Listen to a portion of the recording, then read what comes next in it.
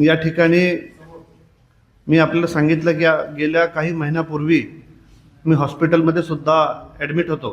हे ॲडमिट असताना सुद्धा मला काही महिने डॉक्टरने सुद्धा सांगितलं की आपण थोडंसं आपल्या प्रकृतीकडे लक्ष द्यावे आणि या कारणास्तव मी हा राजीनामा त्या ठिकाणी देऊन राहिलो. नाही, आपण पाहाल मी पक्ष संघटनेच्या कुठल्याच पदावर नाही आहे व त्या पद्धतीनं आमदार किंवा जिल्हा परिषद सदस्य या ठिकाणी पण मी काही पदावर नाही आहे. तर सध्या राष्ट्रवादी काँग्रेस पक्ष शरद पवार गटाच्या या सदस्यपदाचा राजीनामा, सक्रिय सदस्यपदाचा राजीनामा त्या ठिकाणी देण्याचं मी काही काळासाठी त्या ठिकाणी ठरवलं आहे. पण आज तरी मी सक्रिय सहभाग या पक्षासाठी देऊ शकत नाही की जेवढा माझ्याकडनं झालं तेवढं मी त्या ठिकाणी फिरायचा किंवा आपलं शारीरिक योगदान असेल, सगळ्या गोष्टीचं योगदान करायचा प्रयत्न त्या ठिकाणी जेवढं झालं तेवढं माझ्या चांगल्या उमेदवारांसाठी त्या ठिकाणी करील. पण आज तरी मला त्या ठिकाणी डॉक्टरच्या सूचनेप्रमाणे गेले 5-6 महिने या पक्षाच्या सक्रियतेपासून त्या ठिकाणी माघार घ्यावी लागणार आहे. तुमचा निर्णय माजी गृहमंत्री अनिल देशमुख यांना तुम्ही कळवला आणि त्यांची काय प्रतिक्रिया होती?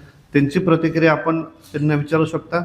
मी 45 इयर्सचा आहे, मला स्वतःचा निर्णय घेण्याचा त्या ठिकाणी अधिकार आहे. आणि हे सगळं करत असताना मी माझ्या पक्षाचे जितके ज्येष्ठ नेते आहे सगळ्यांना त्या ठिकाणी त्याची प्रतिलिपी त्या ठिकाणी पाठवली आहे आणि येत्या 6 महिन्यासाठी मी या सगळ्या प्रक्रियेतून माघार घ्यायचं ठरवलेलं आहे. मागील काळामध्ये या परिसरात नुसतंच काही पदं भोगण्यासाठी किंवा नुसतंच एखादा जिल्हा परिषद सदस्य, सभापती, आमदार, खासदार बनण्यासाठी मी इकडे आलो नाही आहे. दैनंदिन लोकांच्या जीवनामध्ये मोठं काहीतरी झालं पाहिजे जेणेकरून आपल्या विदर्भाचा, आपल्या नागपूर जिल्ह्याचा कायापालट झाला पाहिजे, याच्यासाठी मी प्रयत्नशील आहे.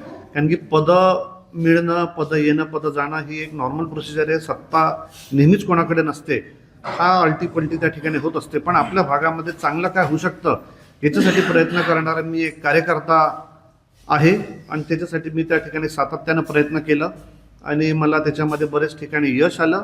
आणि या यशामागे राष्ट्रवादी काँग्रेस पक्षाचे नेते, राष्ट्रवादी काँग्रेस पक्षाचे त्यावेळेसचे मंत्री, हे सगळे त्याच्यासाठी त्यांनी मला चांगलं योगदान दिलं.